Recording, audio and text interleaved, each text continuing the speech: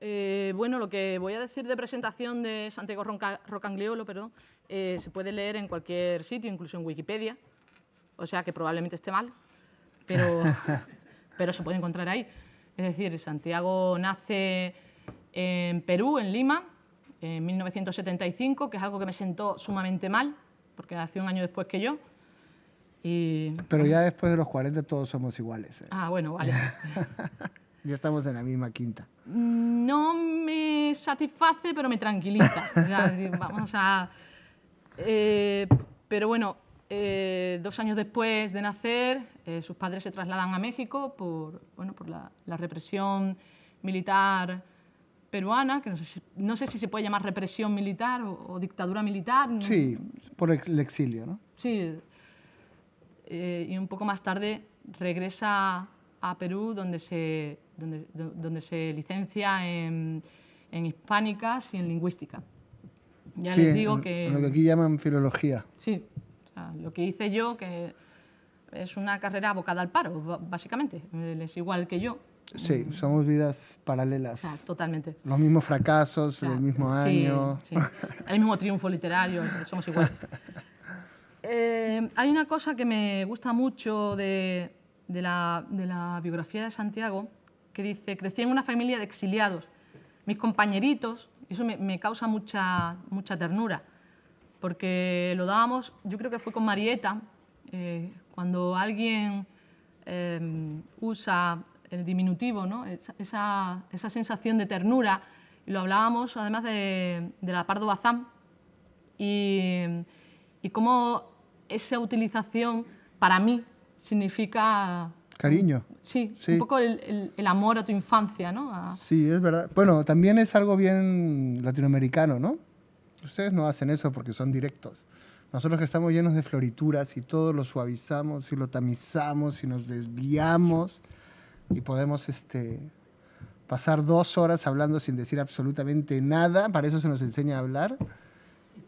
Usamos mucho el diminutivo para que todo sea más suave. Pedimos un cafecito, tenemos compañeritos, tratamos de que todo suene más cariñoso y más suave y más dulce. Creo que en general porque tenemos menos claro con quién hablamos y si nos va a pegar un tiro después de la conversación. Sí. Donde las reglas están más claras, la gente es más directa, y creo que donde la interacción social es más violenta, precisamente la gente es más amable porque en la sociedad hay más violencia, ¿no? Porque somos nosotros, los colombianos, los mexicanos, los centroamericanos, todos los sitios donde... Los venezolanos, ¿no? Los venezolanos, todos los sitios donde hay mucha violencia. Bueno, no, los venezolanos son bastante agresivos en el trato también, ya eso escapan a mi teoría. Pero muchos sitios donde la violencia social es muy fuerte, la manera de hablar de la gente es muy suave, muy diminutiva, muy cariñosa, muy por favor deje usted su revólver donde está, ¿no? Es un tic que tenemos, sí.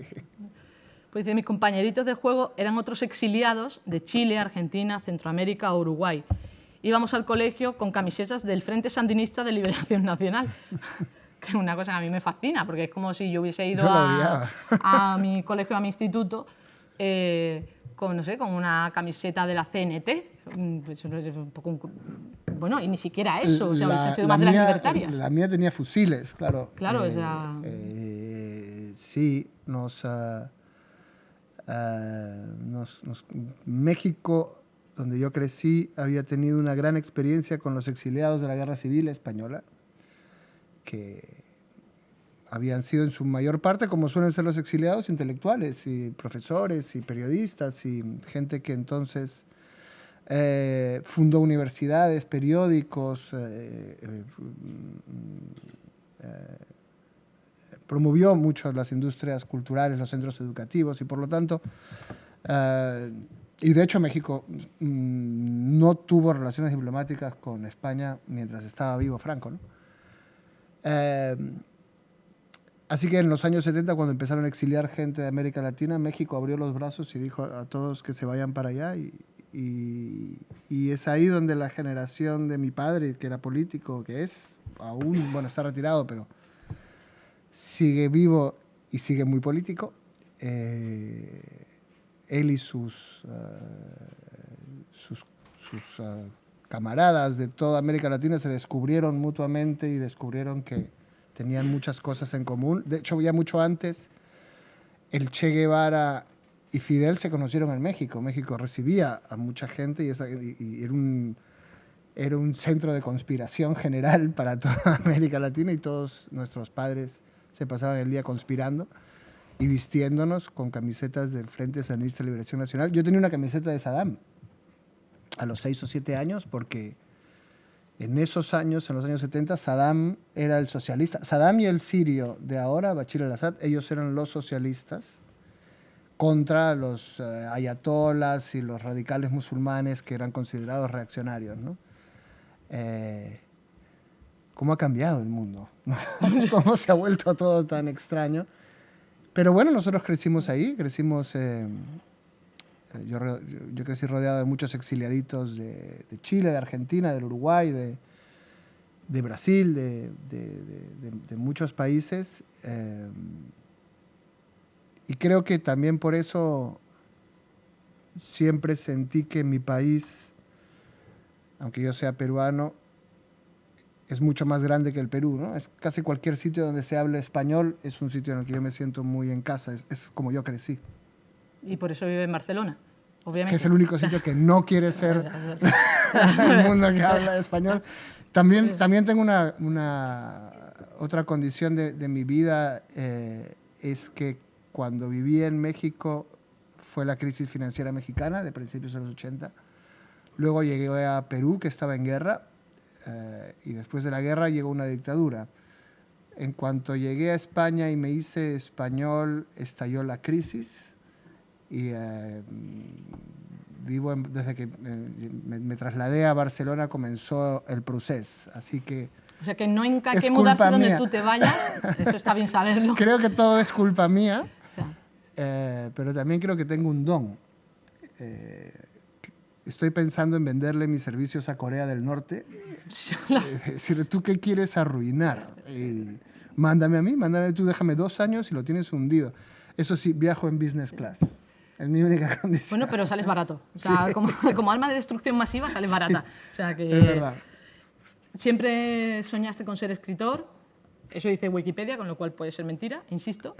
¿Pudiste soñar en algún momento con ser...? No, mis sueños de niño eran normales, ¿no? Eran ser oceanógrafo y nadar entre tiburones, ser detective. Eso no es normal. Sí, los tiburones, ¿Eres consciente? O sea... La parte de oceanógrafo no, pero la parte de los tiburones sí. O sea, lo que yo quería eran los tiburones. Ser detective, ser espía. Creo que siempre quise vivir una vida en la que pasaran cosas.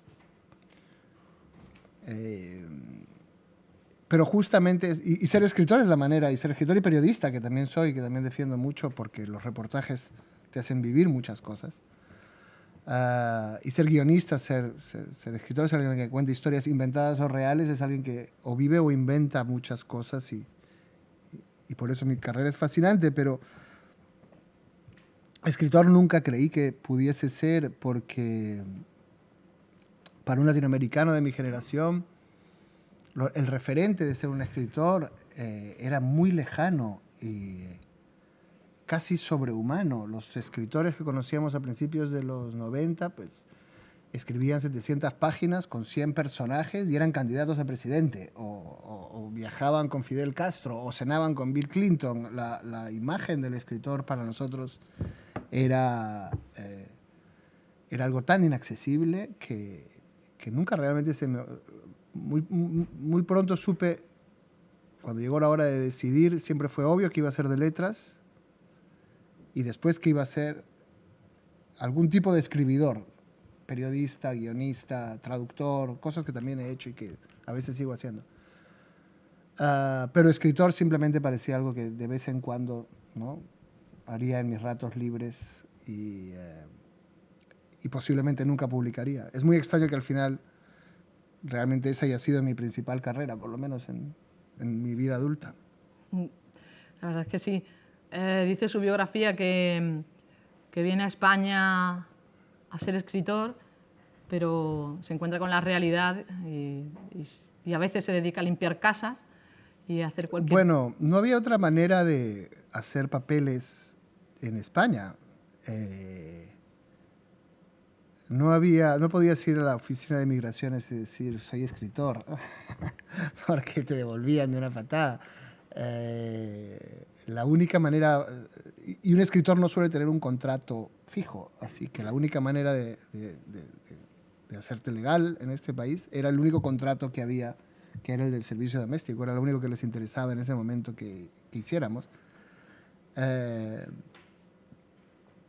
Y presenté pues mis contratos, pero soy muy malo como servicio doméstico. Realmente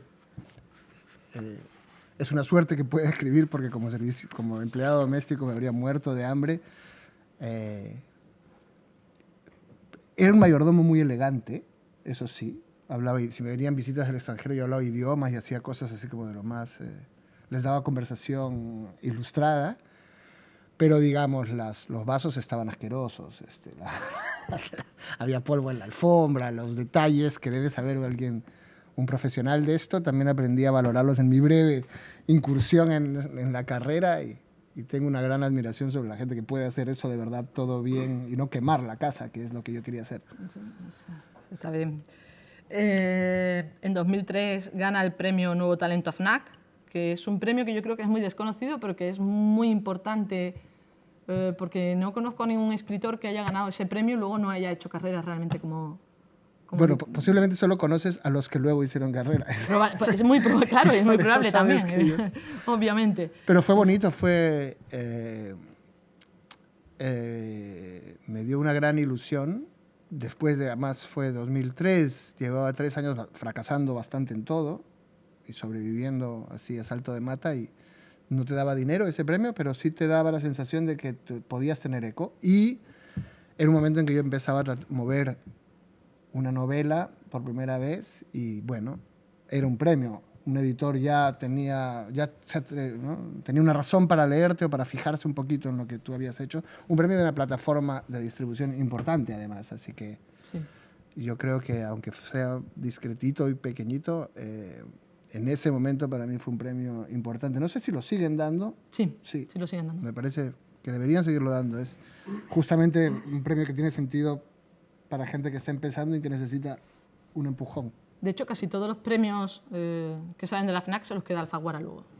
O sea, por lo menos los que yo conozco. Bueno, qué bueno, me alegra. El premio Alfaguara 2006, premio White Raven 2007, Carabela de Plata 2010, Literatura Infantil de Barco y Vapor 2013, Independent Foreign Fiction Prize en 2011. ¿Qué importancia tienen los premios en la carrera literaria? Bueno, tienen importancia de cara a la industria. Todos los que estamos aquí sabemos que,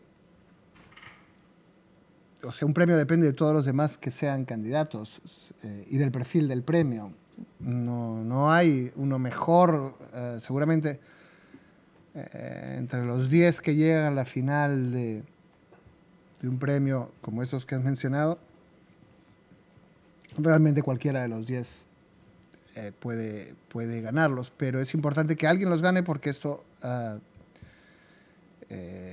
da una razón para que la prensa mencione tu libro, da una razón para que la gente se decida por tu libro cuando está en la librería y no sabe qué comprar, y hay uno que dice premio. Entonces eso es una ayuda a la industria en general, es una ayuda a ti mismo dentro de la industria, pero no significa, y tienes que tener muy claro que no significa que seas el mejor que ha llegado de todos los que se han presentado a ese premio. No existe tal cosa. Y tampoco significa que cuando no los ganes es que estás haciéndolo mal, ¿no? Depende de muchos factores que no están la mayoría en tus manos ni bajo tu control. Así que es bueno alegrarte cuando vengan, pero no sobredimensionarlos tampoco. Y antes hablas de tu faceta como guionista. También un ilustre sudamericano, Boris Izaguirre. Digo ilustre porque además yo creo que Boris Izaguirre tiene una mala prensa injustificada, porque creo que escribe muy bien, es un tipo que escribe muy bien. Sí, es muy brillante. Yo he trabajado con Boris aquí en la radio hace tiempo, en la SER. Y el personaje se comió a a la persona, yo creo. Bueno, es igual en persona que su personaje, ¿no? Bueno, eso también le pasa a Puedes Antonio decir Gala, que pero no tampoco puedes decir que esté fingiendo, es exactamente igual, es increíble. ¿Qué marca un guionista de telenovelas o de teleseries o de series, da igual? ¿Qué hace diferente a un guionista cuando se dedica a la literatura a alguien que nunca ha estado trabajando en la tele? Porque además luego tú lanzas con Alfaguara Óscar y las mujeres. Que es una novela, una comedia sobre mi experiencia como guionista de telenovelas, sí. Bueno, es muy distinta la televisión ahora que antes. Yo de hecho tengo algunos proyectos para volver a hacer televisión, en América sobre todo. Porque ahora la televisión empieza a convertirse en un espacio creativo muy interesante y empiezas a poder tener la posibilidad de producir, de contar historias muy buenas en televisión, con lo cual está dando un giro muy rápido todo. Pero las telenovelas en las que yo trabajé no tenían nada que ver con esto, eran pésimas. Yo hacía de las peores. ¿Para qué sirve como escritor? Para tener mucha disciplina. Yo he sido muy productivo, nunca he dejado de escribir, quizás porque empecé escribiendo guiones y los guiones de televisión no te dan margen a bloqueos creativos o pijerías de escritor. Necesitamos 45 minutos mañana y tienen que estar escritos mañana. Y si no puedes, contratamos a otro, pero nadie va a escuchar tus problemas de crisis creativas. Ese oficio es importante, el oficio de contar historias. Para un escritor como yo, que además es muy visual, que le interesa mucho que tú te metas en la historia como cuando ves una película, ¿no? Pero depende de qué tipo de escritor seas. O sea, si hay escritores que conozco, que siguen trabajando en televisión, que odian profundamente la televisión y justamente escriben para hacer algo que no se parezca a lo que hacen en la televisión. Esto ya depende de cada uno. A mí me parecía fascinante algo que da la cultura popular en general y de la que yo no reniego, porque sigo escribiendo cosas que tienen mucho que ver con la cultura popular, con el thriller, con la novela negra, con el humor. Para mí los géneros no están nada reñidos con hacer algo inteligente, al contrario, puedes hacer cosas muy interesantes usando cosas que has tomado de la cultura popular. Y algo que me encantaba de la cultura popular, que es muy raro que te pase con un libro, era subir a un autobús y escuchar al señor y la señora del asiento de adelante, sobre todo señoras porque eran novelas muy arcaicas y muy machistas y muy para un público, ¿no?, femenino que ya creo que no existe ni ahí, menos aquí. Pero bueno, o sea, estaban las señoras ahí delante y empezaban a hablar de mis personajes como si viviesen con ellos, porque en efecto vivían con ellos. Estos personajes se metían a su casa 1 hora al día, les contaban todas sus intimidades y ellas opinaban sobre la vida de estos personajes. Yo, que era el autor de esos personajes, no era nadie para ellas. A diferencia de la literatura, no importaban mis ideas políticas o mi trayectoria o si mi nombre era conocido o no. De hecho, era completamente desconocido. Y ellas directamente penetraban en la historia y convivían con estos personajes muy simples, muy tontos muchas veces. Sobre todo los hombres. El hombre de la telenovela, en realidad, la telenovela, seguimos hablando de ella como un género machista, pero es el género que más hombres completamente idiotas ha retratado en la historia de la narrativa universal.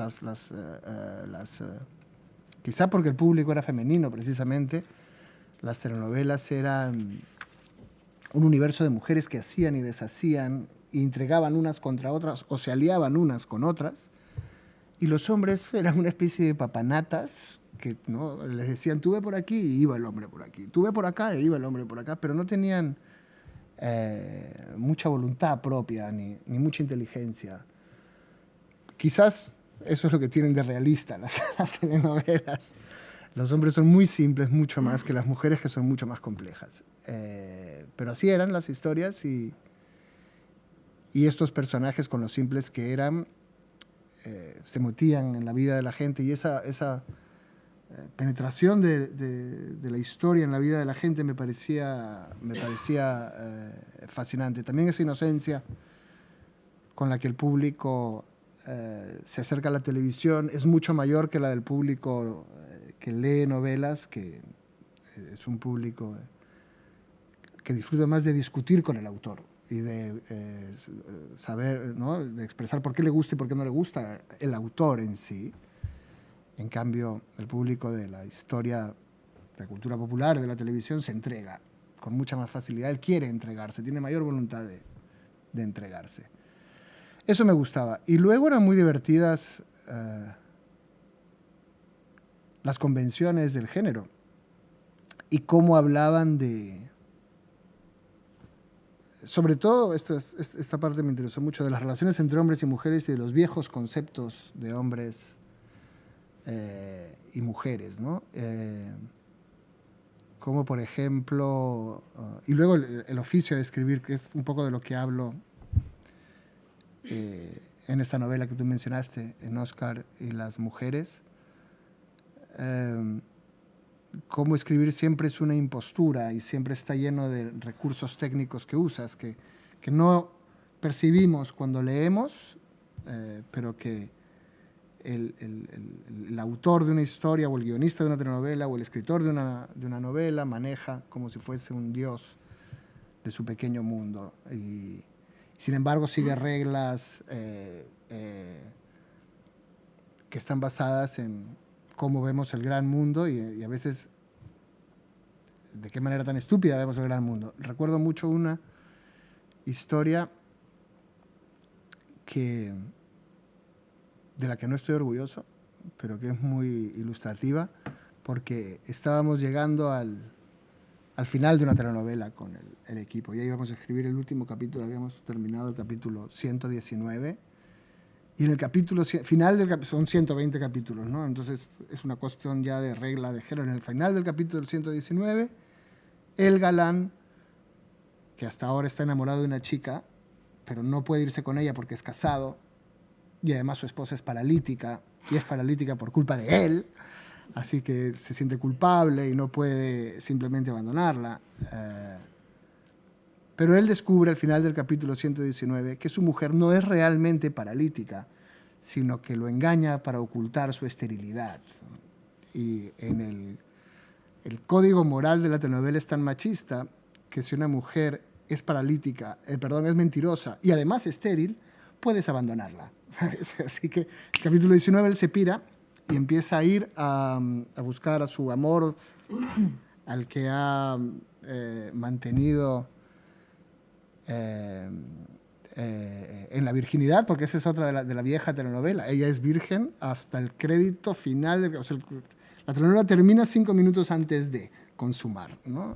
Y cuando ya sabes que ya se puede consumar. Y va a buscarla. Pero viene el productor y nos dice, la telenovela es un éxito y además estamos en recesión, entra poco dinero de publicidad, montar una telenovela nueva es tan caro que mejor vamos a seguir con esta, 40 capítulos más.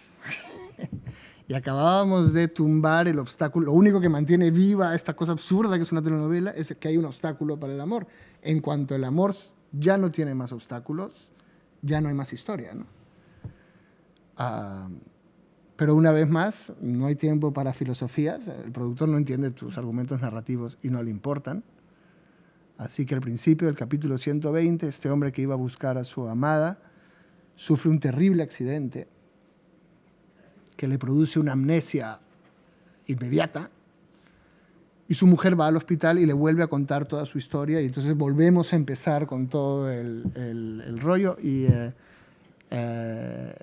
seguramente lo más bochornoso que he hecho como narrador en mi vida, pero era fascinante cómo en realidad al público no le importaba. Estos argucias no era algo que engañase al público. Claro que era el recurso más barato que habían visto en su vida y eran todos perfectamente conscientes, pero a ellos les gustaban esos personajes. Ellos querían seguir viviendo con esos personajes. Si hacías una estupidez para que ellos sobreviviesen 40 capítulos, podían podían aguantarlo. Y, en fin, todas esas cosas de la relación entre la ficción y la realidad, algunas son iguales que en la literatura, otras no, porque los públicos son diferentes, pero todas fueron muy interesantes para saber cómo se cuentan historias, por qué queremos leer historias, qué buscamos en ellas, qué es lo que los seres humanos, por qué los seres humanos necesitamos que nos cuenten cosas, ¿no? Sean telenovelas con mujeres paralíticas o premios Nobel de literatura. Sí, de hecho te iba a decir que 120 capítulos no es una telenovela, ¿no? Santa Bárbara tenía 650 capítulos, Falcon Crest, Sí, pero por ahí. esas son de Estados Unidos. Es diferente. Ellos bueno, hacen... Ricos también lloran, tenía como 1427 capítulos. No, esa la alargaron, pero habría llegado como a los 200. Pero Sí, también porque la alargaron porque era muy exitosa, ¿no? Pero la telenovela de los Estados Unidos, como Falcon Crest, Dallas, todas estas, Dinastía, se basa en dinastías. Son grandes sagas familiares con todos sus personajes haciendo todas sus cosas.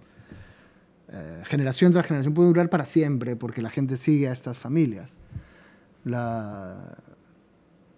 latinos somos latinos. Lo que nos gusta es el amor, sin todo este rollo familiar. Más bien, cuando empiezas a hacer cosas por las que tendrías que tener una familia, se termina la telenovela y acaba. La historia eje en la telenovela latinoamericana siempre es la historia de amor. Una vez más me refiero a cosas muy viejas, ¿no? Esto ha evolucionado mucho desde que yo ya no escribo estas cosas. Pero la historia esencial, todavía en muchos casos, es la historia de amor y la historia de los obstáculos para el amor. Y por lo tanto, dura mientras hay obstáculos para el amor, pero ya no puedes prolongar 1000 capítulos el amor porque ya hasta para una telenovela llega a ser inverosímil y más o menos el formato es 120. Ahora, y otra cosa que también es mucho la telenovela latinoamericana, son historias de ricos y pobres.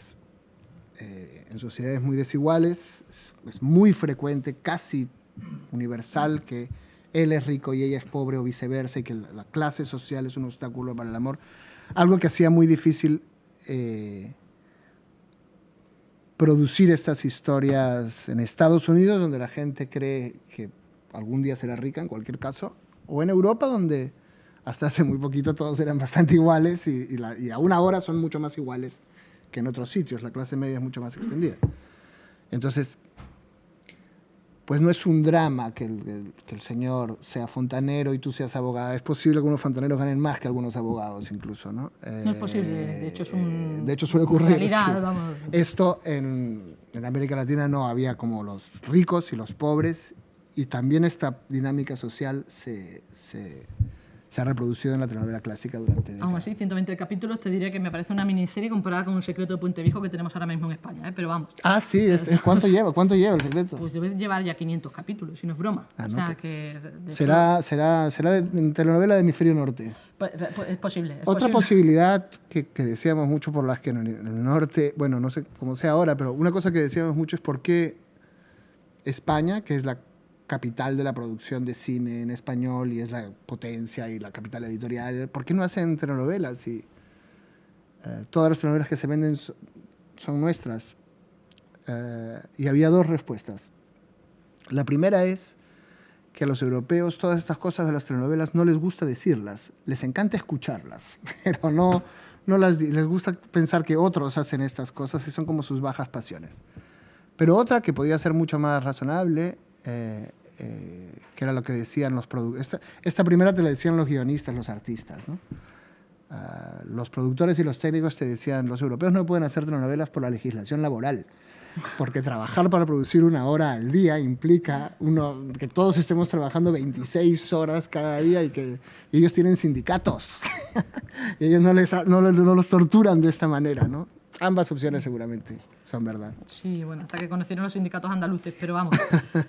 Cuando yo tuve la suerte de que Salvador Catalán me dio a elegir entre varios autores, uno de ellos era Aramburu, que no sé si lo conocerán, ha escrito un librito que se llama Patria, que bueno, que está ahí intentando... ¿Me escogiste a mí en vez de Aramburu o Aramburu ya estaba pedido? No, te escogí a ti, te lo puedo decir Salvador, gracias. Te escogí a ti. Sinceramente, yo cuando escogí esta novela, tampoco sabía muy bien de qué iba, pero bueno, Santiago me gustaba mucho cómo escribía. Hacía poco que había estado de jurado en el premio de... Aquí mismo. Sí, aquí en el premio que da el ayuntamiento. Sí. Y me apetecía mucho presentarle, sinceramente, porque además me habían hablado muy bien de él y como persona. Y me apetecía conocerle. Y cuando leí su novela hubo un pequeño equívoco. A mí me lo propuso Salvador, pues yo qué sé, imaginaos en mayo del año pasado y no es broma, ¿no? Entonces, claro, quedamos que en octubre yo presento a Santiago. Entonces se va acercando octubre y yo estoy preocupada porque veo toda la programación y no está Santiago, ¿no? Digo yo, hostia, que yo me he leído la novela y a ver qué pasa aquí. Entonces le escribo a Salvador, hemos estado hablando antes en la comida, y me dice, no, es que es octubre del año que viene. Claro, yo ya me había leído la novela el año pasado. Cuando yo cojo la novela de Santiago hace una semana, también se lo he dicho a él, me llevo la sorpresa de que me acuerdo de toda la novela. Y eso pasa muy pocas veces, poquísimas veces. Cuando uno además se dedica a la literatura y tiene por oficio leer y tiene que procesar rápido, muy pocas veces... Sí, se te borran, ¿no? Exacto, sí, ¿no? Hay muchas veces que incluso alguien te dice, ¿has leído no sé qué? Y dices, no. Y te cuentan un poco el argumento y dices, coño, sí, la he leído, sí la tengo en casa. Sí, hombre, por favor. Y ya te cuentan un poco cómo es la portada. Pues con Santiago pasó una cosa rarísima, y es verdad que no pasa muy a menudo. A mí me ha pasado con 100 años de soledad, y lo digo sinceramente, me ha pasado con Rayuela, me ha pasado con Santiago. Cuando la leí, qué referentes. era absolutamente familiar. O sea, yo conocía perfectamente a Manu, a Beto, a Moco y a Carlos. Los conocía perfectamente, no tenía que volver a leerlos, sabía quién era cada cual, sabía qué problemas tenían. Y hay una cosa que dice Santiago que sobre su novela, o sobre sus novelas, dice, de mis libros espero que sean fáciles de leer y difíciles de procesar. Y es cierto, ¿no? Y con La noche de los alfileres lo consigue. Yo no les voy a contar mucho de la novela, tengo aquí una sinopsis. Bueno, sí hay una cosa que me preocupó, la verdad, porque decía El Mundo, dice, El Mundo, periódico, dice, suena lejanamente, porque los 4 alumnos quieren matar a su profesora, ¿no? O por lo menos quieren hacerle sufrir, no la quieren matar, pero la quieren hacer sufrir. Dice, estamos hablando de una profesora de instituto, que yo creo que es el peor proceso de cualquier adolescente. Suena lejanamente. ¿Alguien pensó algo así alguna vez en BUP? Debo decir que yo no, y que me preocupó sinceramente lo que decía El Mundo, porque no me imaginaba a ningún estudiante español queriendo hacer sufrir a su profesora. Quizás hoy sí, ¿no? Pero en mi momento no. Y hubo ahí un choque cultural que a mí me sorprendió, quizá porque yo venía del Generalísimo Franco, la institución Generalísimo Franco, institución provincial gaditana. ¿Se llamaba así? Generalísimo Franco. Cuando yo entré, Generalísimo Franco. Tú estudias un colegio que se llamaba Generalísimo Franco. Bueno. Veíamos la fila así, si le estaba así, te pegaban con la regla. Y una cosa que me pareció muy curiosa y es... ¿Y nadie quería matar a su profesor? Yo habría querido. No, yo nunca, la verdad es que no... Yo debo ser muy pacífica, no lo sé. Pero sí que creo que los que hemos tenido una formación así... Claro, yo te estoy hablando de primaria. Yo cuando paso al instituto paso a un público que es lo peor de Cádiz, que es el Rafael Alberti, que en aquel momento era cartón piedra. Pasaste del Generalísimo Franco al Rafael Alberti, qué bonito, sí. Qué bonito, es una metáfora de este país. Sí, bueno, pero porque mis padres quisieron que yo fuese una niña totalmente desahuciada por la sociedad. O sea, y ese proceso de cambio de algo tan férreo a un instituto público, donde además ya no estábamos solo niñas, éramos chicos y ya no éramos niños, éramos adolescentes. Con lo cual los chicos te daban mucho miedo porque tú no estabas acostumbrada a vivir con ellos, y mucho menos en ese momento hormonal. Para mí un choque cultural porque yo no quería matar a mis profesores. De hecho, mis profesores eran mis aliados, porque yo era una nerd. O sea, total. Pero mis enemigos íntimos eran los alumnos. Bueno, también era nuestro caso, ¿eh? No es una novela la mía. Aunque venga de un colegio de curas, esto habla mucho de mi colegio, no habla mucho, digamos, no es anticlerical, porque en mi recuerdo los curas eran los civilizados, nosotros éramos unos salvajes, ¿no? Dentro de una sociedad reprimida, muy violenta, y en la que las chicas eran una especie completamente desconocida.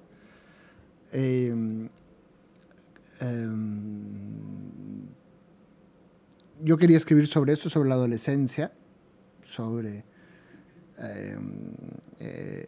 este momento en que... además, en general es un tema que me interesa mucho, la masculinidad, porque es justamente, creo que pertenecemos a la generación en la que, digamos, en la generación de mi padre mismo, por ejemplo, era militante de izquierda, defensor de la igualdad, y siempre habló muy bien de que las mujeres deberían ser iguales, pero no le des un bebé porque no sabe qué hacer con él. Ellos tenían estas ideas, pero la nuestra es la generación en la que de verdad hemos tenido que hacer las cosas sin un referente anterior. Y hemos visto un poco el derrumbe del reino masculino, ¿no? Y es algo que me interesa porque vengo de una sociedad pues profundamente reprimida y profundamente machista, como muchas de América Latina. Entonces me interesan mucho todos estos cambios, y me interesaba este momento de cambio en estos chicos, 4 chicos en un colegio lleno de hombres, todo muy una olla a presión llena de testosterona, y qué pasa con ellos cuando llega el momento de dar un giro y convertirse en hombres, ¿no? Sea lo que sea que eso signifique. También me interesaba hablar, al final yo llevo muchos años en Europa, y aunque esta historia, digamos, escribo cosas que ocurren ahí, cosas que ocurren allá, aunque esta historia ocurra aparentemente dentro de en un Perú lejano, para mí es una historia también sobre la Europa en la que vivo, porque estos chicos viven en este barrio pijo, rodeado de bombas, rodeado de apagones, rodeado de un mundo terrible que hay ahí afuera, pero que no los afecta directamente, pero esa violencia se va metiendo en su mundo, ¿no? Esa violencia los va rastreando y alcanzando, y un poco siento que Europa sigue siendo, ahora mismo es muy parecida a ese colegio, sigue siendo el barrio pijo del mundo, sigue siendo un sitio... ¿Sí, tú crees? Si tienes que ver cómo se vive afuera. Claro, aquí les parece que les va mal porque se comparan con ustedes mismos hace 20 años, pero si se comparan con lo que hay allá afuera ahora, no les va nada mal. Sin embargo, hay justamente esta sensación de fracaso, esta rabia, y que hace que la violencia que está afuera, porque afuera hay una guerra en todo el norte de África y Medio Oriente, hay prácticamente una pequeña guerra mundial, y está Europa amurallada y obstruyendo que nada de eso la toque, pero lo cierto es que los que te están poniendo bombas han nacido aquí, forman parte de esta misma rabia que tienen los otros chicos de su generación, de no haber tenido lo que esperaban de la vida, y es así como esta violencia exterior se va metiendo. Entonces, a su manera extraña, mi novela también quería hablar de eso. Y supongo que la profesora, la pobre, representa un poco el poder, ¿no? Siempre hay algo paternalista en el poder, siempre hay una idea, sea cual sea el poder, por muy democrático que sea, de yo voy a poner un poco de orden porque estos chicos no saben comportarse solos y lo voy a hacer por su bien. El poder siempre cree que hace las cosas por tu bien. Y siempre hay unos chicos como los de esta novela que deciden que quieren rebelarse, y a lo mejor lo hacen, y a lo mejor triunfan, pero terminan convertidos en el mismo poder que han derrotado. Eso es algo que es innato al poder, inherente al poder.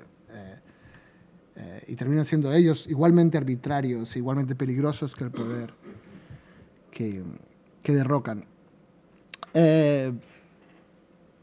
Y por último, yo diría que también me interesaba mucho hablar, pues, rescatar un poco todas estas historias, muchas veces con mucho humor negro, pero con mucho humor, todas estas historias de este mundo en el que yo mismo crecí. Ahora tengo hijos y de hecho mis 2 últimos libros han vuelto al Perú, porque había estado escribiendo una novela que ocurrió en Miami, una en Japón, cosas que ocurren en España o en Argentina. Pero los dos últimos libros vuelven a un país que tengo que explicarles a mis hijos, porque son dos barceloneses que encuentran muy lejana toda esta parte de su historia, ¿no? Y hay cierta obsesión porque ellos sepan de dónde vienen, que también pues debe ser parte de lo que te pasa cuando tienes hijos, que es tratar de recordar de dónde viniste tú. Sí, de hecho, yo quiero ir al título, pero antes, lo que tú has dicho de un poco de las raíces peruanas, una de las cosas que yo como editora, y creo que cualquier editor español, seguro que tú lo has vivido, tenemos mucho miedo es a que un autor sudamericano o centroamericano utilice expresiones de su tierra, ¿no? Porque tenemos mucho miedo a que el lector español no las entienda. Exacto.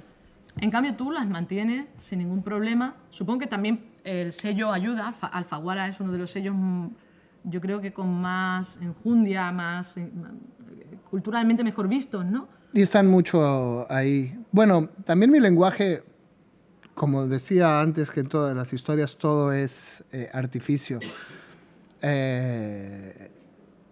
No estoy seguro de que el lenguaje mío sea exactamente cómo hablarían ellos. Es una versión de cómo hablarían ellos que podría entender yo ahora, después de 17 años viviendo fuera. Mi propio lenguaje está... es bastante neutro. Yo hablo de un español muy raro. Los peruanos no creen que hable como peruano, todos creen que hable como español, los españoles no creen que hablo como español, los argentinos temen que sea chileno y crecí en México, con lo cual me mimetizo. Cuando estoy unos días en Perú empiezo a hablar muy peruano, me doy cuenta, porque me lo dicen, pero es un proceso inconsciente. Entonces, creo que estos chicos están escritos en un punto en el que yo mismo veo ese lenguaje con mucha distancia, pero sus diálogos originales es lo único que... este libro viene de una obra de teatro que escribí hace muchísimos años y que nunca se representó, y que recuperé, desempolvé mirando viejos papeles hace algunos años. Volví a leer toda esta obra de teatro, era horrenda, pero me gustaba la trama, me gustaba esta idea de este mundo que empieza muy divertido y se va volviendo más espeluznante, que es algo que hago en muchos de mis libros en realidad. Y lo otro que me gustaban eran los diálogos, que fueron escritos cuando yo todavía hablaba más o menos así. Y lo único que ha sobrevivido intacto desde la primera versión hasta esta, escrita 20 años después, son estos diálogos. Ellos hablan como nosotros que hablábamos, pero están reescritos, rodeados y reorganizados por un cuarentón que hace mucho que no habla así, aunque cuando me encuentro con viejos amigos del colegio, volvemos a hablar como hablan esos niños. Es como si fuese... a estas alturas es el único idioma que compartimos. Y entonces empezamos a decir tacos por todas partes y contar chistes de tetas que no nos hacen ninguna gracia, pero que es la manera de comunicarnos y de sentir que ese mundo en el que crecimos sigue vivo, ¿no? A ellos les ha encantado el libro, ellos piensan que así se habla, pero creo que ellos también están desfasados, es decir, son unos cuarentones ellos también. Los chicos de esta edad ya no hablan así en Perú. Claro. Llegamos al título. A mí el título me parece muy llamativo porque nada más verlo, a mí me lleva a... se llama La noche de los alfileres, a mí me lleva directamente a La noche de los cristales rotos. Sí, o de los lápices. Exacto. O de los cuchillos largos. Pero también me lleva a La noche de los lápices. ¿Qué tiene de esas dos? No sé si lo conocen. La noche de los lápices es un episodio argentino de la última represión militar argentina, donde unos chicos de bachiller son secuestrados y son asesinados a sangre fría por el régimen. Y bueno, y en la noche de los cristales rotos, perdón, simplemente los nazis salen a matar judíos. Una noche de Así de hobby. inspiración celestial, digamos. Bueno, me gustaban esos nombres y me parecía que tenían que ver con esto porque también hay una descripción de lo que está ocurriendo alrededor en el país, ¿no? El trasfondo es este trasfondo de violencia que se vivía en el año 92 en donde yo crecí, en Lima. Y la noche de los lápices, la noche de los cuchillos largos son esos momentos en que al amparo de la noche las pulsiones más violentas de unos países se disparan y es como si soltasen a las fieras durante unas horas. Y eso es un poco lo que ocurre en esta novela. Y también tiene que ver con una anécdota que ya no me acuerdo si al final sobrevivió, porque en la edición final, ¿sabes? Quitas cosas que te cuadran o no.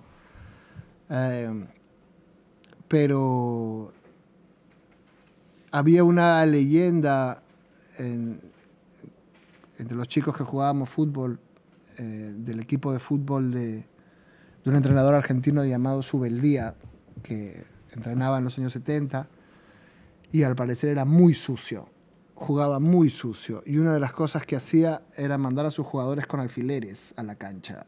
Y cuando venía el atacante contrario, lo pinchaban.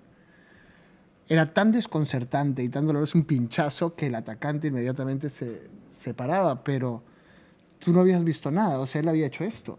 No había una falta y soltaba el alfiler, porque lo primero que haces cuando haces una falta es hacer así para decir que no hiciste la falta, y ahí caía el alfiler al suelo y a ver quién encuentra el alfiler. O sea, se paraba la jugada, no había falta, era un crimen perfecto dentro del fútbol, ¿no? Y eso es un poco lo que ellos hacen, ¿no? Eso es un poco, tiene que ver con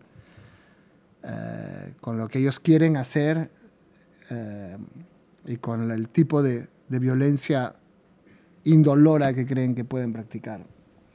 La novela empieza de esta manera. No éramos unos monstruos. Quizá nos pusimos un tanto extremos. Y solo durante un momento, unos días, un par de noches. Eso no es nada.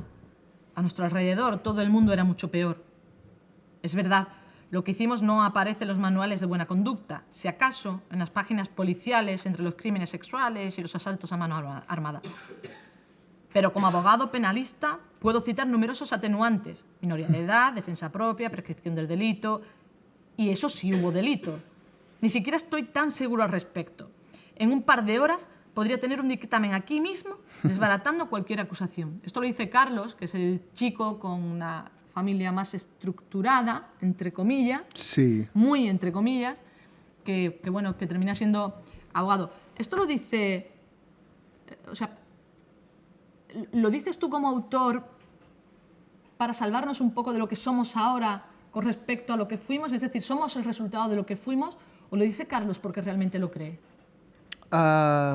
Bueno, él es abogado, así que cree lo que haga falta. Pero en cierto modo, todas mis historias como estas son historias sobre la ternura de los monstruos, y quizás precisamente por la violencia en la que yo crecí. Me interesa mucho explorar por qué gente normal hace cosas atroces y cómo es que gente común y corriente se convierten en monstruos. Esto es el caso de esta novela desde la primera línea y es algo que me ha interesado toda mi vida, ¿no? ¿Qué es lo que hace a alguien malo? ¿Qué es el mal? ¿Por qué alguien...? Porque también como periodista he conocido violadores, asesinos, terroristas, narcotraficantes. Nadie cree que es malo. Y quizás para eso sirven las novelas, ¿no? Para explorar cosas que están dentro de la cabeza de la gente, que no puedes exponer como si fuesen una teoría, pero que hacen que el lector sienta y a partir de eso piense en cuál es la naturaleza del mal y cómo él también es un malo y cómo el propio lector es un monstruo, ¿no? Me interesa que todos exploremos nuestro pequeño monstruo interior porque nos identificamos con estos personajes que hacen cosas terribles. Y en el caso de estos chicos, creo que ellos pues son los raros de la clase, en un momento, en un mundo en que no se puede ser raro. Y en un mundo lleno de testosterona, como decía, donde los afeminados, los que no son deportistas, los feos, son muy atacados por la masa, porque la masa siempre ataca a los que son diferentes. Ese es otro tema que a mí siempre me ha interesado mucho, los que son diferentes dentro de la manada, ¿no? Y cómo la manada expulsa y teme a estos cuerpos extraños. Entonces yo creo que él se justifica desde el punto de vista legal, pero también cree que para entender lo que ellos hacen durante la novela es importante entenderlos a ellos, entender cómo se sienten y entender el mundo en que vivían, que es un mundo muy violento. El mundo en que yo crecí era un mundo muy violento. Nosotros aprendíamos qué hacer en caso de bomba, cómo teníamos que arrojarnos al suelo con la boca abierta para que la onda expansiva no te perfore los tímpanos. Poníamos cinta adhesiva en las ventanas para que las bombas no explotasen y las esquirlas no saltasen a la cara. Toda esta violencia formaba parte de nuestra formación. Y toda esta violencia también implicaba que no había chicas, porque una sociedad violenta es una sociedad más conservadora y más asustada, que evita los cambios sociales, los riesgos, y se aferra a los valores más seguros, que siempre son los del pasado, por supuesto, ¿no? Entonces,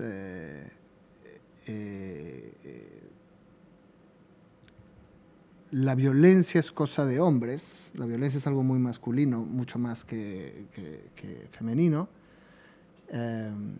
y la falta y la represión sexual, digamos, se va mezclando con toda esta violencia que los alcanza, y es un poco lo que explica las cosas terribles que ellos van a hacer y los niveles de violencia que ellos van a adquirir. O sea que, respondiendo 6 horas después a tu pregunta, creo que él es sincero. Creo que él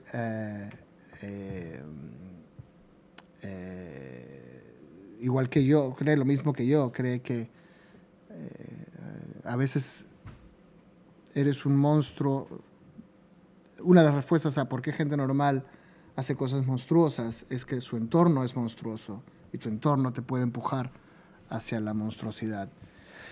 Estos niños además están en un momento crucial, estos niños, estos adolescentes, tienen que hacerse hombres en este mundo donde es importante ser ni siquiera hombre, sino macho, pero sus únicos modelos masculinos, que son sus padres, son débiles o borrosos o desaparecidos, y entonces no tienen a quién imitar, y esa es parte de su frustración. No saben qué hacer para encajar dentro del grupo, solo se tienen entre ellos, y entonces se van alimentando unos con otros. Y cada uno, y eso es lo que pasa mucho en los conflictos sociales. Creo que pasa en muchos conflictos que se viven ahora en el mundo y en España también.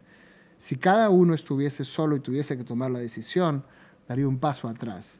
Pero toda la gente que tienes alrededor se alimenta mutuamente para dar un paso adelante, y un paso adelante, y un paso adelante, porque tú dejas de ser tú mismo y pasas a ser la manada, ¿no? Y esa es una de las razones por las que la gente hace cosas monstruosas también.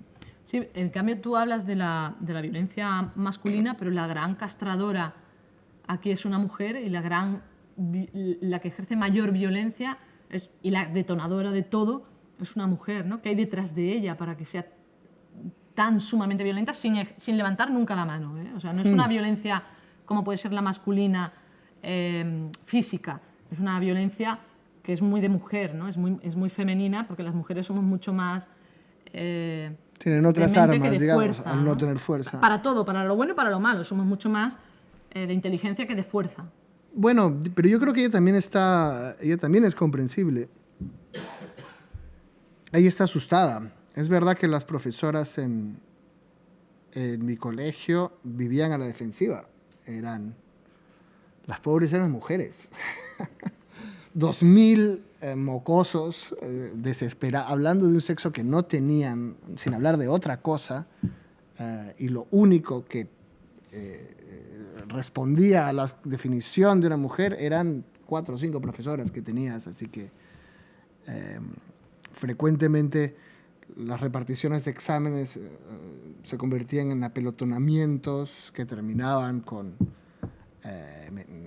manos donde no debían estar, o perforábamos escritorios para mirar las piernas de la profesora, que luego ya adulto he vuelto a ver a las profesoras y he pensado, por esta pierna hacíamos esto, pero lo hacíamos. Y digamos, esta manada adolescente era muy amenazante para las profesoras, que estaban muy a la defensiva y muy tratando de contener lo que estaba ocurriendo, y que creían que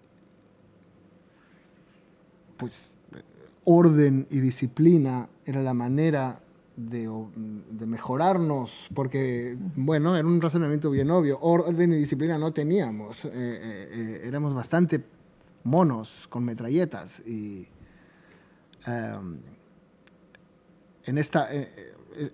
una guerra en la que ninguno de los dos se escuchaba, ¿no? Como otras, como las de España. Dos que se gritan pero no se escuchan. Pues lo mismo nos pasaba a nosotros, ¿no? Lo mismo éramos estos dos bandos, el poder y nosotros, y las mujeres venían con mucha desventaja a esta guerra. Sí, bueno, y además esa disciplina al final sí funcionaba, ¿no? A mí siempre en el colegio, en la institución, siempre me decían que las niñas con las niñas, mírame, estoy casada con una mujer y yo he seguido a rajatabla, o sea... Lo han logrado. Sí, pues a mí la disciplina me entró, ¿eh? A mi hermana siempre le dijeron a las monjas que los hombres siempre tenían segundas intenciones. Y es verdad también. Bueno, sigue preguntándose cuáles eran las primeras.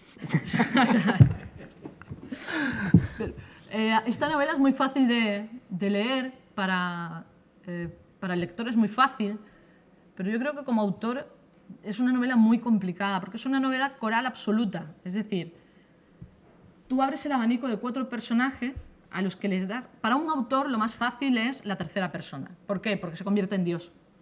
Tú estás aquí y sabes exactamente lo que hace cada personaje en cada momento. Tienes la excusa perfecta porque eres Dios. Lo ves todo. Tú optas por algo que para mí es complicadísimo, que es no solamente la primera persona, que ya complica bastante las cosas, sino una primera persona coral. Es decir, cada personaje habla desde su propia voz.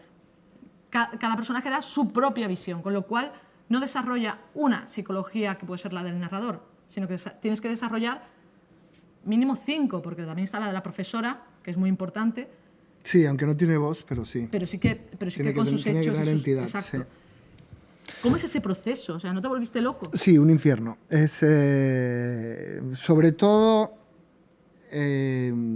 bueno, la primera versión de la novela pretendía ser realmente prácticamente una tercera persona, aunque ya estaba cada capítulo como esta es la voz de Manu, esta es la voz de Betu.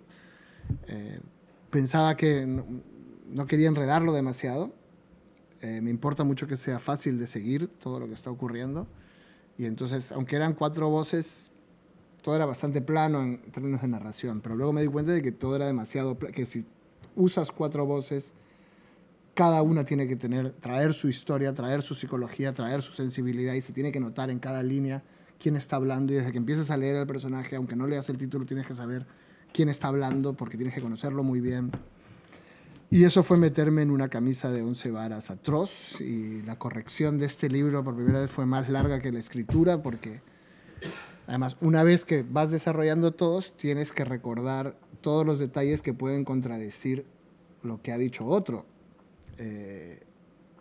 Y además considerar que en efecto los detalles de unos contradicen a los otros, es decir, que incluso las contradicciones tienen que estar planeadas para que cada uno tenga su versión, pero no se pisen.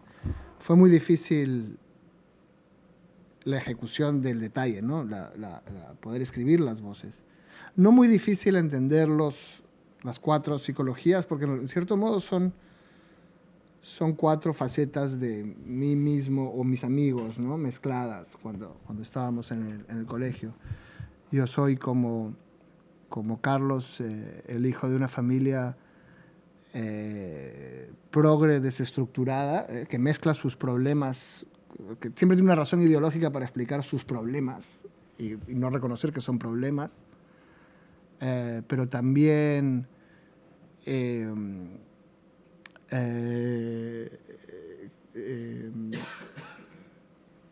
como Beto, digamos, yo no era gay, pero sí que los lectores y los gays terminábamos siempre en el mismo... Bueno, gays, afeminados, tampoco sé qué fueron después, ¿no?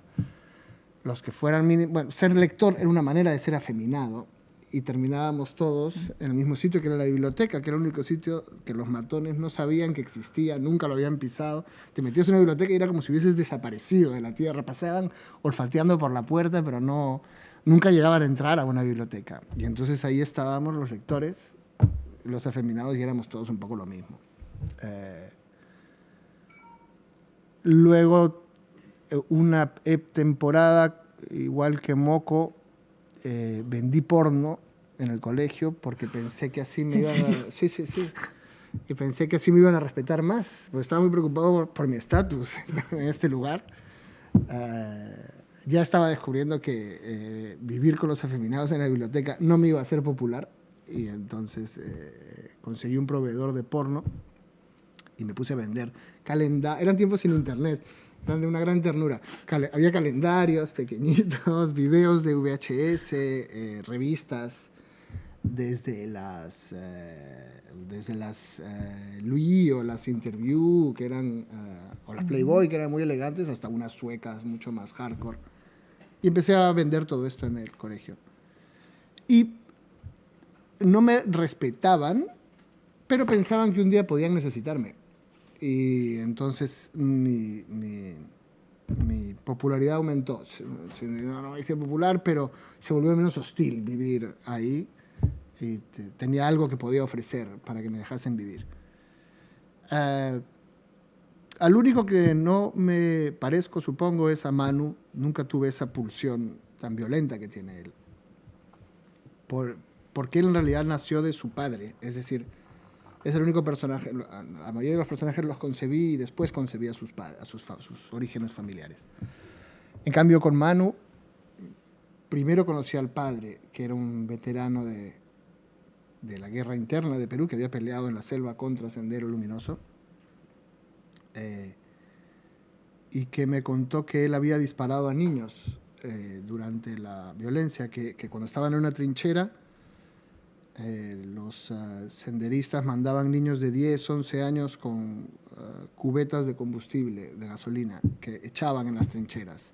Entonces, cuando ellos disparaban, la trinchera se incendiaba, los soldados tenían que salir, ahí los mataban a todos, y los fusiles de los muertos se los daban de premio a los niños que habían incendiado la trinchera, y así empezaban sus carreras militares. Así que el niño que veía, el niño que se cargaba. Venía un niño corriendo de 10 años y los empezaba a disparar a todos. Y pensé, cuando conocí a este hombre, qué clase de padre puedes ser cuando haces esto. Porque cuando eres padre, en realidad, más bien, yo ni siquiera ya puedo ver escenas de violencia contra niños en las películas. Me pone mal, que antes me daba igual. Pero hay ciertas cosas, umbrales psicológicos naturales que tenemos los padres respecto a la violencia contra los niños. Y pensé, me pregunté qué clase de padre podría ser alguien que ha disparado a niños y qué clase de hijo podría ser el hijo de ese hombre. Y entonces Manu surge un poco de esta historia. Entonces era fácil separar la psicología de cada uno, conocía bien a todos los involucrados, pero luego tejer todo eso sí era muy difícil. Vamos un poco pasados de tiempo. Si alguien quiere preguntar o quiere Nos intervenir, enrollamos. puede hacerlo sin ningún problema. Si no se atreven, que es lo normal en estos casos, yo puedo seguir. Los 4 personajes, Manu ya ha contado de dónde viene. Carlos, que es el más normal y el que yo creo que casi todos podemos asumir mejor, ¿no? Viene de una familia... Al menos al principio. Sí, al menos al principio. Es presuntamente una familia normal, estructurada, o puede ser una familia normal española. Es decir, 2 padres que no se soportan, pero siguen viviendo juntos, ¿no? Durante años y años, por aquello no solo de lo social, sino también de el hijo y, bueno, y lo que te ha inculcado un poco el mundo sobre la familia. Luego está Beto, que es un chico gay, con un padre absolutamente homófobo, que ve fútbol y bebe cervezas como un poseso. Y luego Carlos, Beto, que es un chico que ha visto de desconectar a su madre para que muera, para que deje... No, desconectar no. Se va a la luz. Hay un apagón, ¿no? Exacto. Que era algo muy habitual en esa época. Y ve cómo su madre muere, ¿no? Es una mujer en una fase terminal de una enfermedad. Y bueno, su padre cae en el alcoholismo. De hecho, los chicos son llamados varias veces por dirección para rendir cuentas delante del director, y el padre de Moco nunca está. Nunca, jamás aparece. Moco es el que vende además pornografía. Es el que se tiene que buscar las habichuelas. Él tiene que darse de comer a sí mismo. Él tiene que ocuparse de sí mismo. ¿Existe una familia estructurada? ¿Has conocido alguna vez una familia estructurada? Sí, lo que pasa es que... No me digas la tuya, que no va a colar. No, la mía.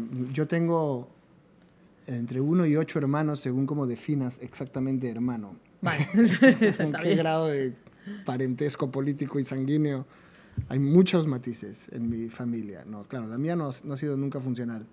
Aunque, a su extraña manera, hoy en día somos bastante felices. Las funcionales tienen mejor pinta. Luego, cuando las conoces bien y te empiezan a contar sus líos internos, también pueden ser bastante sórdidas.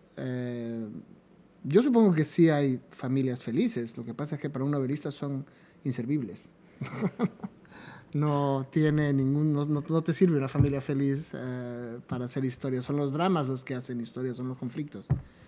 Pero precisamente por ser de una familia con muchos problemas, yo soy posiblemente el padre de familia más tradicional que hayas conocido dentro de este gremio, además, donde el que menos es soltero. Yo soy un señor con una familia sólida y unos hijos y una esposa, porque creo que para la mayor parte de la gente que conozco en este gremio, que es muy liberal, reacciona contra las familias que fueron contra las familias convencionales y cómo los hicieron infelices las familias convencionales y la represión o la obligación de tener un trabajo estable, yo qué sé, las cosas sobre las que suelen presionar las familias, ¿no? En cambio, yo reacciono contra todos los desastres de las familias modernas y quiero una familia normal. He pasado toda mi vida tratando de que seamos normales y entonces valoro una familia. Es muy gracioso que si todos hubiésemos, o sea, si la gente hubiese tenido todas padres de familia revolucionarios como el mío, aquí sería todo Dios del Opus Dei. Te rebelas contra lo que tienes en casa en general y eso es lo normal, ¿no? Porque vamos entendiendo como problemas lo que hemos visto cerca. No sé si quieren hacer alguna pregunta o dejamos a Santiago descansar un poco. ¿Cómo descansar? No, Vamos a comer. Solamente quiero un apunte, porque yo soy muy friki y antes se lo he dicho a él. Los Goonies, Atari, Spectrum no, porque no sé si llegaba Spectrum allí. Atari llegaba, Spectrum no. Todos los fallos de Star Wars. O sea, ¿qué tienes contra George Lucas? Bueno, ¿y cómo hay algo tan friki en un escritor mainstream? Porque yo nunca hice esa distinción. Donde yo crecí, precisamente por toda la violencia que había alrededor, no salías mucho de tu casa. Había bombas o apagones, o venía el ejército y te podía llevar a un cuartel, o en fin, a veces ibas por la calle y empezabas a silbar balas y tenías que tirarte al suelo.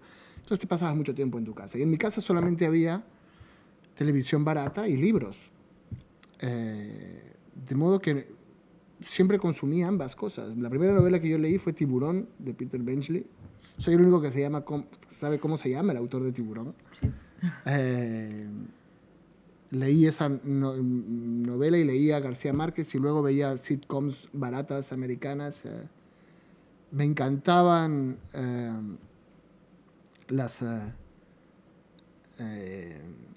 y se nota, creo, en lo que escribo, me encantaban las series de terror y suspenso y misterio. Me encantaban. Alfred Hitchcock presenta La dimensión desconocida, La hora macabra. De alguna manera, la ficción de terror o de suspenso o de misterio te daba la sensación de que podías controlar el miedo, de que cuando cerrases el libro dejarías de tener miedo, o que al final de la historia alguien vencería a los malos y acabaría con el miedo, ¿no? Que era mi principal ilusión, porque normalmente la realidad no se cerraba el libro, seguíamos teniendo miedo todo el tiempo, por una cosa u otra. De manera que para mí esto era incluso mucho más cercano que el realismo mágico, que para mí me quedaba bastante lejos. Lo que hablaba de mi vida era Alfred Hitchcock y La dimensión desconocida, La gente con cola de cerdo. Me parecía muy bonita, pero no era tan cercana. De manera que siempre crecí consumiendo ambas cosas. Solo descubrí mucho más tarde en la universidad que había gente que defendía férreamente o la cultura popular o la alta cultura y consideraba que la otra era insoportable. Pero yo he consumido las dos siempre. Lo que escribo mezcla mucho de las dos.